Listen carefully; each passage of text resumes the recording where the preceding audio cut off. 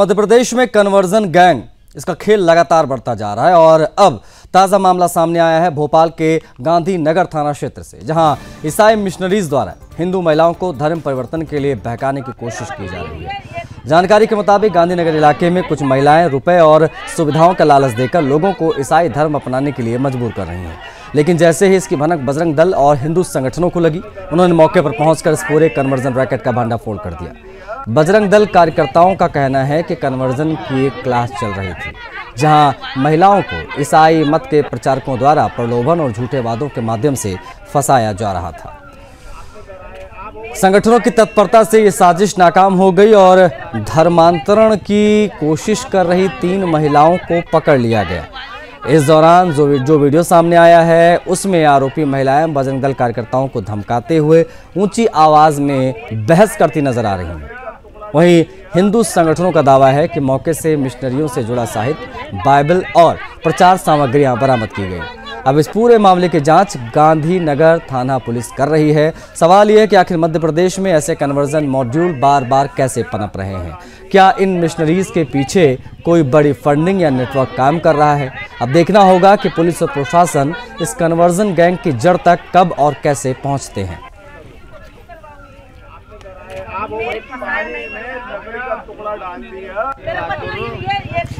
हमारे bureau chief Madhya Pradesh के Ram Swaroop Sharma connect हो गए, उनसे हम बात करेंगे। राम, कन्वर्जन का ये पूरा मामला क्या रहा, जरा बताइए, किस प्रकार का एक्शन इसमें देख पा रहे हैं आप? देखिए आशीष जी, मैं सबसे पहले आपको बता दूं कि सुरक्षा एजेंसी ने मध्य प्रदेश के बहुत सारे ऐसे जो कन्वर्जन के प्रयास है उनका पर्दाफाश किया है। ताजा मामला मध्य प्रदेश के एक कटनी से सामने आया था, जहां एक साथ 50 महिलाओं का ब्रेन वॉश करके उनका कन्वर्जन किया जा रहा था। तो वो जो खबर है अभी ठंडी नहीं हुई कि मध्य प्रदेश की राजधानी भोपाल के पास के जो गांधी नगर का इलाका है, यहाँ आदिवासी जनजाति समुदाय समाज के लोग रहते हैं, जिसकी आबादी लगभग 3000 हो सकती है।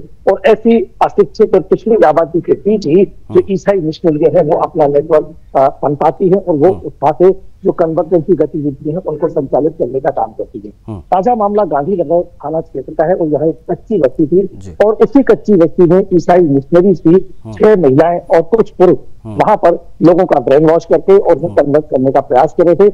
इनमें से 3 महिलाओं को पुलिस ने गिरफ्तार किया है, बाकी लोग भागने में सफल हुए हैं। पुलिस ने धर्म स्वतंत्रता अधिनियम 2021 के तहत मामला दर्ज किया है और जो फरार कन्वर्जन करने वाली जो गैंग के सदस्य हैं उनकी पुलिस भरसक तलाश कर रही है। हिंदू संगठनों ने एक बड़े कन्वर्जन की जानकारी और शंकाएं दी है। तो मध्य प्रदेश में अलग अलग कई सारी जगह कन्वर्जन की लगातार खबरें आ रही हैं और कई जगह इस तरह की प्लानिंग है। आने वाले दिनों में यदि मध्य प्रदेश सरकार मध्य प्रदेश में कन्वर्जन की घटनाओं को रोकने के लिए यदि कोई प्रभावी कानून लेकर नहीं आती है और कोई मजबूत कदम नहीं उठाया जाता है, तो जिस तरह से बजरंग दल के एक कार्यकर्ता ने हमें जो बाइट्स दी है उसमें स्पष्ट कहा गया है कि एक बड़ा आंदोलन किया जाएगा और एक बड़ा प्रदर्शन किया जाएगा राजधानी भोपाल। अच्छा राम, ये धर्मांतरण के मामले जिस प्रकार से सामने आ रहे हैं ये वाकई हैरान करते हैं। बार बार बजरंग दल आगे आता है, इस प्रकार की तमाम घटनाओं को रोकते हैं, लेकिन प्रशासन क्या कर रहा है? वो जो वर्जन जरा उनका बताइए कि वो किस प्रकार से इन मामलों को देख रहे, क्योंकि ये लगातार सिलसिलेवार हो रहा है। जैसा कि अभी आपने कहा, इन मिशनरीज के पीछे क्या कोई बड़ी फंडिंग या नेटवर्क की बात हर बार हम करते हैं? क्या वहां तक पहुंचने की दिशा में कोई प्रयास प्रशासन की तरफ से धरातल पर? क्योंकि कानूनी दायरे हैं, इसलिए पुलिस प्रशासन इन पूरे मामलों को लेकर जब आप किसी मामले को दर्ज कराने जाएंगे तो पुलिस उस मामले की प्राथमिकी दर्ज करेगी और उसके बाद जांच करेगी और उसके ऊपर जो धाराएं और जो कानूनी प्रक्रिया है क्योंकि वो कमजोर होती है, उसके बाद मिशनरीज के जो लोग हैं उनकी जमानत हो जाती है। जमानत पर आने के बाद वो पुनः इस कारगुजारी को अंजाम देते हैं और इस नेटवर्क से, इस तंत्र से जुड़े हुए जो दूसरी ईसाई गिरोह के, चाहे वो पादरी हो, पास्टर हो या और जो दूसरे लोग हों, वो ये जानते हैं कि इसमें किसी बड़ी तरह की बड़ी सजा के प्रावधान या ऐसी कोई इसमें बड़ी सजा नहीं मिल रहा है, इसका वे पूरा भरसक फायदा उठाते हैं। तो कहीं ना कहीं जो कानूनी दांव पेच है उनसे बच के निकलने के बाद जो ईसाई मिशनरी है वो बखूबी इस काम को इसलिए अंजाम देती है। तो कहीं ना कहीं जो है कि ये माना जाएगा कि कानून की जो कड़ियां हैं वो कमजोर है, उन्हें मजबूत करने की आवश्यकता है। और यही बात बजरंग दल के कार्यकर्ता ने इस पूरी जो हम खबर चला रहे हैं, इस खबर में जीवन सिंह धानक ने यही कहा है कि हम मध्य प्रदेश सरकार से और माननीय न्यायालय से इन कानूनों में बदलाव के प्रावधान की मांग करेंगे कि इनमें बड़े बदलाव हो, ताकि जो कन्वर्जन करने वाली गैंग है उनके ऊपर बड़ी कार्रवाइयां हो और उनके अंदर एक कानूनी कार्रवाई का भय हो। उनके अंदर डर हो, ताकि कन्वर्जन के मामले जो है वो रुक सके। आसिफ, महिलाओं को लालच देने की बात सामने आई, किस प्रकार का लालच इनको देकर जो है वो बुलाया जाता है, कन्वर्जन के लिए प्रेरित किया जाता है?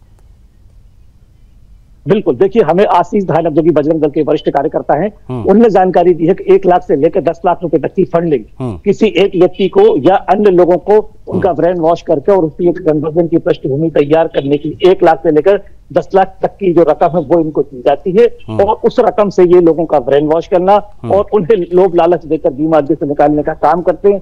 चंगाई की सभाएं आयोजित होती हैं और उन चंगाई की सभाओं में फिर आदिवासी जनजाति या पिछड़े वर्ग की जो महिलाएं होती हैं उनके माथे से बिंदी और मांग से सिंदूर पहुंचने के लिए कहा जाता है, और इस तरह से एक कन्वर्जन का जो गैंग है वो पूरी कन्वर्जन की जो पृष्ठभूमि है उसको संचालित करता है। और न केवल मध्य प्रदेश में बल्कि देश भर में ईसाई मिशनरी का ये जो कन्वर्जन का खेल है, ये जो पूरा गौरव धंधा है, इस तरीके से बदस्तूर चल रहा है।